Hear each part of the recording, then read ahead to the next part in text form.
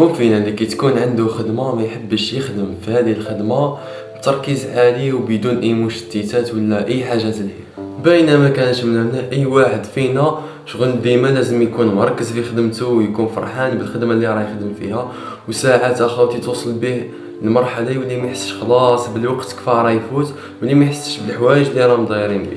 وثاني باينه اخوتي حنا كامل نحوسوا شغل نخدموا خدمتنا بتركيز عالي ونكونوا فرحانين ومتحمسين باش نخدموها وما نوضوش حتى نكملوا الخدمه تاعنا. محال تاع انت جامي صارت لك هذه تكون تخدم في خدمه قرايه ولا اي حاجه وتولي متحسش بالوقت كفا راه يفوت، وكي تخلص الخدمه اللي كنت تخدم فيها تحكمك واحد الفرحه ما كانش كيفها خلاص.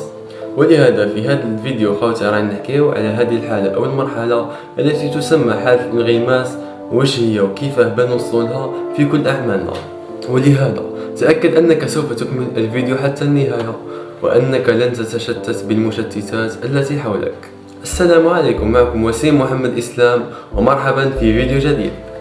حالة الانغماس وهي انك تكون مركز في كاش خدمة، يعني اي خدمة كانت دراسة رسم بناء اي حاجة تكون مركز فيها بتركيز عالي خلاص، وفي نفس الوقت يجيك شعور مليح شغل كي راك تتقدم في هذه الخدمة وكل دقيقة شغل راك تقرب باه تخلص هذه الخدمة عليك وتكون فرحان.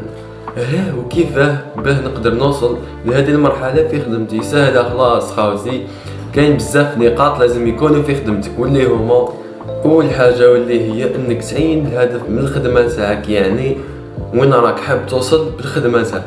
ثاني حاجه وهي ابعاد المشتتات كي تعود راك تخدم، باسكو اذا نقولوها كنت قاعد تقرا كان التليفون قدامك على بالك باللي نسبه التركيز تاعك ترى خلاص، باسكو التليفون هو العدو الاول للتركيز. ثالث حاجه خوتي وهي تقسيم وقت الخدمه تاعك. اي واحد فينا خوتي كنت راه يخدم خدمته راه الطاقه تاعو تكون الماكس راهي معمره، كيبدا خدمته من بعد تخلصلو الطاقه، كي تخلصلو الطاقه لازم عليه يرتاح. كون ما يرتاحش ويخدم هكاك راه ما يقدرش يخدم، وكي يرتاح سما تعاود ترجع له الطاقه تاعو يكمل في خدمته عادي خلاص.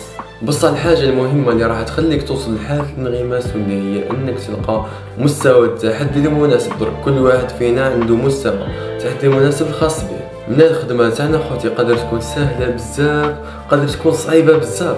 اذا كانت الخدمه سهله خوتي راح شغل تجيك ما راحش تمد لها اهميه بزاف، ما راحش تمد لها التركيز المناسب باه تخدمها، وراح طايح في فخ التاجيل. راح تقول الخدمه هذه ما تستاهلش نخدمها درك، خليها لغدوه، تبقى تاجل وماكش راح تخدمها خلاص. في الجهه الاخرى كي تكون الخدمه صعيبه يعني اعلى من المستوى تاعك راح يطيح لك المورال، ما تعرفش خلاص كيفاه تبدا، ما تعرفش تتقدم فيها.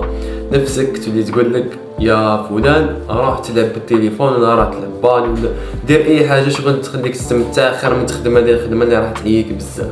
ولهذا لازم نلقاو مستوى التحدي المناسب الخاص بنا، يعني الخدمه تكون مش صعيبه بزاف ومش سهله بزاف، يعني تكون متوسطه ونقدروا لها. بصح كاين مشكل، الخدمه مش ديما تجي متوسطه يا اخي، هذه باينه، اسمها قادر تجي صعيبه قادر تجي سهله وقادر تجي متوسطه. اذا كانت الخدمه سهله خلاص اخي راح تجيك ممله وما تقدرش تخدمها، شغل تبدا تاجل الدنيا. راح نقول لك عفسه ديرها باش تقدر تخدمها. ارفع لها مستوى التحدي، يعني اذا كانت الخدمه هذه تخدمها في 20 دقيقه حط في راسك قول انا نقدر لها ديرها في 10 دقائق، راح شغل تدخل في تحدي مع الخدمه هذيك السهله وراح تخدمها في 10 دقائق وتخلصها وتكون فرحان بزاف شغل درت انجاز عظيم. واذا كانت الخدمه صعيبه ما تخافوا ما والو، نقدروا نخدموها بزاف طرق. يا بيتكم تفهموا حاجه سهله، الخدمه صعيبه قادر تكون متوسطه ولا قادر تكون سهله بزاف، شو قادر تكون في مستواك وانت ما على بالكش. يسمى كتشوف حاجه صعيبه ماشي تقول لي صعيبه ودنيا وتخاف ما تخدمهاش، جرب باش كي تفوتو تبدا هذيك هي الصح. كيما انا نهار عقبت الباك في الاول تاع العام كان يبان لي حاجه كبيره ودنيا شغل الحاجه ضخمه وانا قد هك، نهار عقبت وانا اللي وليت ضخم وهو قد هك والله. ولكن اذا كانت الخدمه صعيبه وما قدرتلاش كاين حل واللي هو انك تجزء هذه الخدمه. نقولوها انا عندي درس لازم نحفظو، مش راه نحفظو شغل ضربه واحده باينه بلي راه نجزء ندير عنوان بنزين ندير عنوان بنزين ندير عنوان بنزين ندير عنوان، كي نخلص ندير تطبيق ولا مجموعه من التطبيقات حول هذا الدرس يكون ترسخ في راسي وصاي. يسمى الحاجه ملي تكون ضخمه تجزئها راح تسهل خلاص عليك.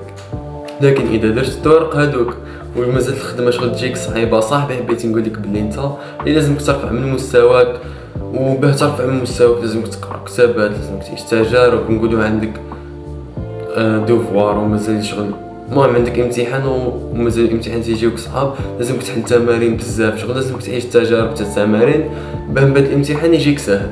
سا خوتي في الاخر التركيز وتحديد مستوى التحدي المناسب ورفع مستوى التركيز هادو كامل عبارة عن عضلة، مش عضلة شغل تاع كيما هادو، عضلة وهمية شغل كل ما تدرب عليها، كل ما تدرب على التركيز في كاش خدمة راح تنمو هذه العضلة، ومن بعد كي تنمو وتفوت تولي شغل عضلة متينة راح تولي اي خدمة تخدمها راح تطيح في حالة الانغماس تاعها وتقدر تخدمها بكل شغل تركيز وفرحان ودنيا. المهم خواتي وصلنا لهذا الفيديو، نتمنى يكون عجبكم، حطوا لنا اللايكات واشتركوا في القناة ان لم تكونوا مشتركين، وسلام، نلتقي في فيديو جديد.